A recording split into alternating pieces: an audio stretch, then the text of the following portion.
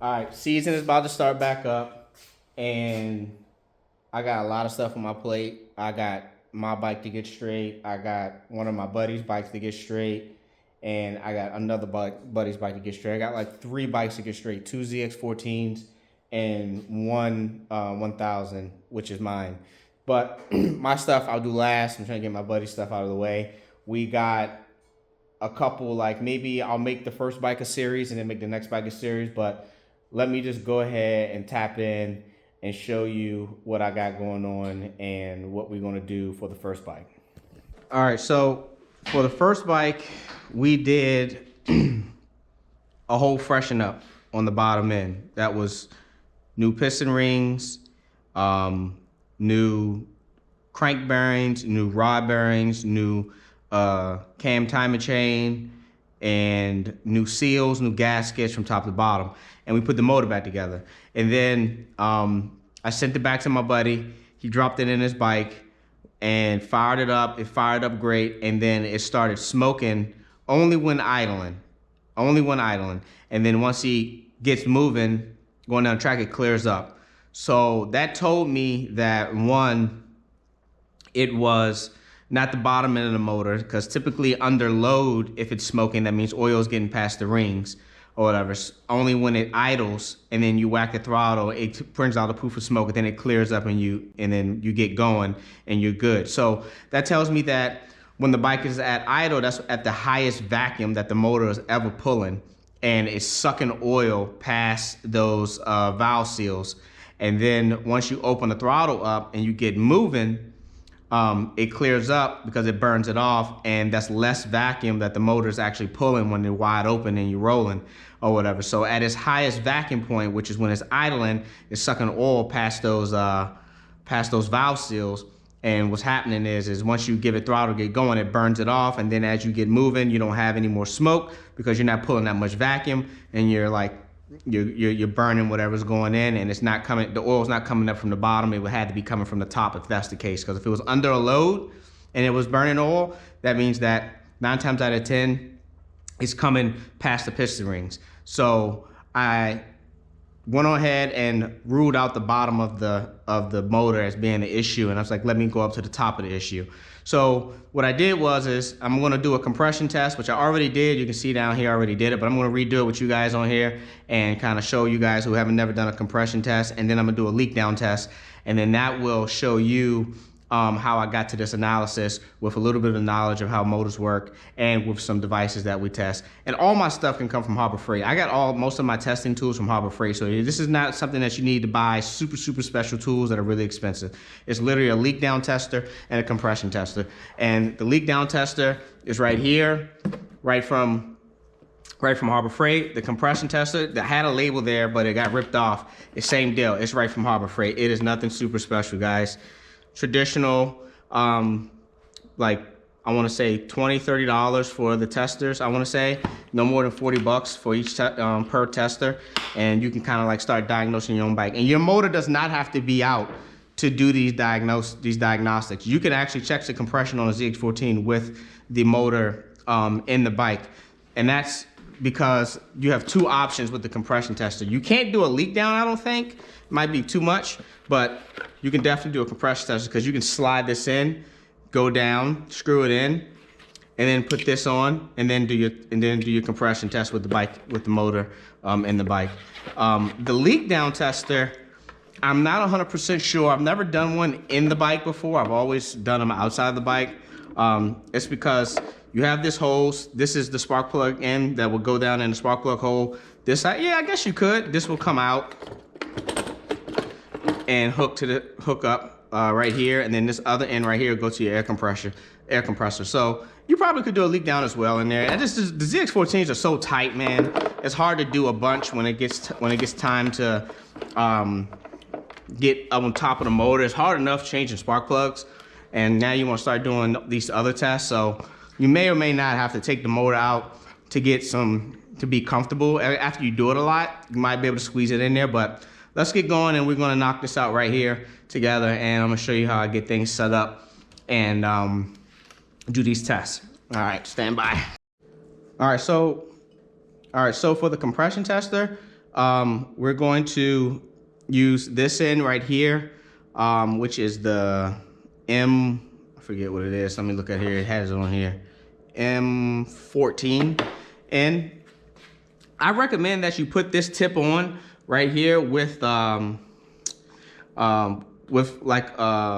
get a wrench, a number 19 wrench, I think, and some pliers, and then tighten this on there pretty good, because what's going to happen if you don't tighten this on there pretty good, you're going to thread this down into the motor.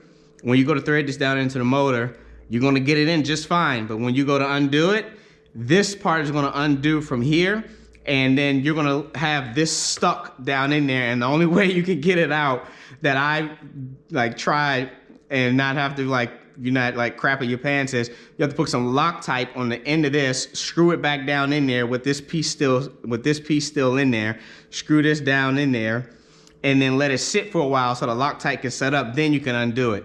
Believe me, I got real scared and I was like, holy crap. But so just take my advice, tighten this on there pretty good while it's outside of the bike, so that the force that you tighten this up by hand when you go down in the cylinder, however, when you go to undo it, it's not greater than the force that this is screwed in. So everything will come out as one. All right, so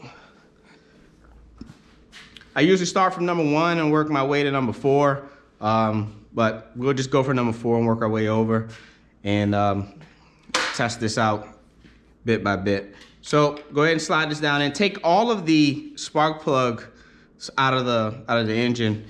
By the way, it makes it easier for it to turn over when you're bumping the motor over. And I'll show you how I bump my motors. The little thing, some stuff that I bought to kind of like make life a little easier for me to do this motor bump. But once you screw that down in there, this completely keeps turning, so you can only go but so tight. So don't worry, and I'll show you what I mean. So once I undo it, this right here, see this? It just keeps turning.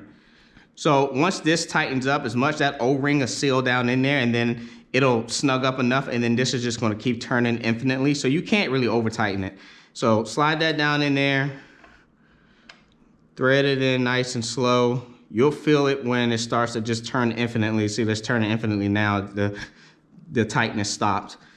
You're golden on that. Go ahead, put your end on right here. Okay, now you can protect your compression tester is set up. I give it a couple more spins just to make sure it's in there. Now you know it's set up. Now we got to get ready to bump the motor over, and I'll show you how I do that. So you can just kind of let that hang right there or something, let it chill, and we'll get the rest set up here. All right, hold tight. Okay, how I have my setup is one side goes of the jump button goes to the starter. The other side goes to the actual positive side. Then from the negative side of the jump box goes to another alligator clip to the ground. And what that does is this is only working the hot side. So one side is on the hot side, the other side is going to the starter on the bump switch, and then this is just ground going to the motor. And I use a jump pack that has the option, your computer is completely dead, you can just press the button and it'll give full juice. And now you know I got juice, and we got this in here already. So we'll just keep going until we see this needle stop moving.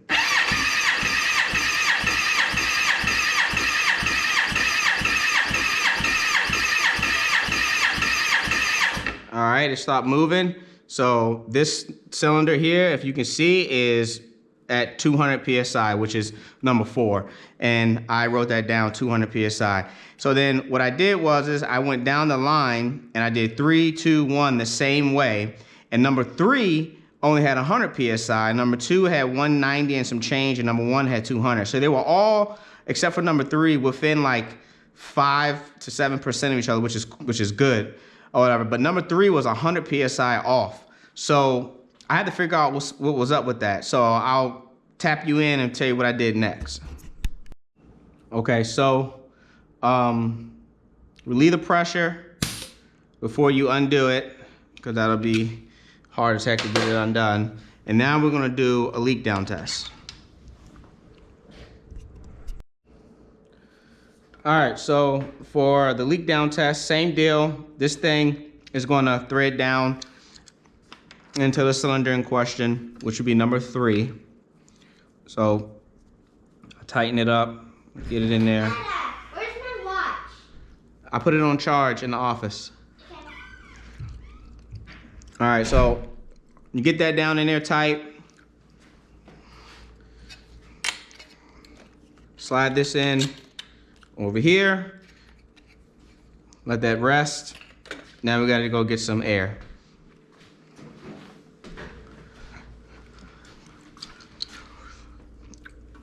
One, 2, 3, 4 loops should do me right.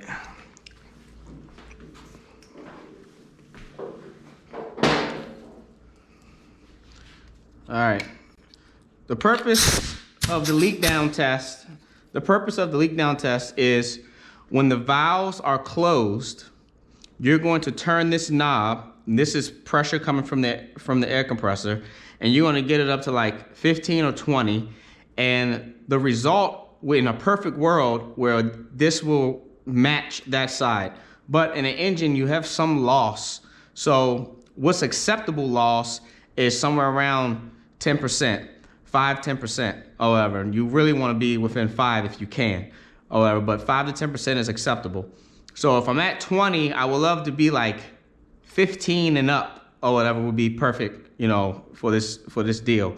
So in order to do this, you got to turn the motor to make sure that both intake and exhaust cams are closed. So that way you are simulating the piston is at top dead center essentially, and the intake is closed and the exhaust is closed, and no air should be able to escape past those valves because those valves should be completely shut. And the way I do that with the valve cover off is I would just look to see if the lobes are pointing up. That lobe is pointing up, that lobe is pointing down almost. So I'm gonna turn the motor by hand backwards a little bit and then get these lobes kind of pointing up so I know that the valves are closed. And it doesn't have to, the piston does not have to be like perfectly top dead center or anything, but you just want the valves to be closed so that way you can test to see if air is getting past the valves. And the reason I'm testing this number 3 cylinder is because when I did the compression test, it was only at 100 PSI. So I either got air getting past the rings or I got air getting past the valves. And that's how we're gonna tell if we're getting air past the bottom or the top. Is we're gonna put air down in there, we're gonna close off these two with these two valves are gonna be closed, and then we're gonna open up the air and we're gonna listen. We're either gonna hear it come out the crankcase ventilation, or we're gonna hear it coming out the intake side, or we're gonna hear it coming out the exhaust side on that cylinder. And then that will let us know if we got a bottom end issue or top end issue because that cylinder wasn't reading correctly. So already got my air compressor turned on. Let me go get a wrench to turn that, and we should be testing to see what we got. So right now, as you can tell, the intake is obviously closed because the lobe is up. The exhaust is pointing down. Look like it's probably almost going to be opening up, and you can look and see that it technically shouldn't be opening up right now because the lobe is pointing out, but just to be 110% sure, I'm gonna back it up a little bit, and then that will give me confidence that, there we go, that I can see both lobes. See, I can see that lobe now, I can see that lobe now. So number 3 technically should be completely closed. We look down in there, that valve is, those 2 valves are shut. We look up in here, we should see those valves shut, but it's hard to see because I have to bend down.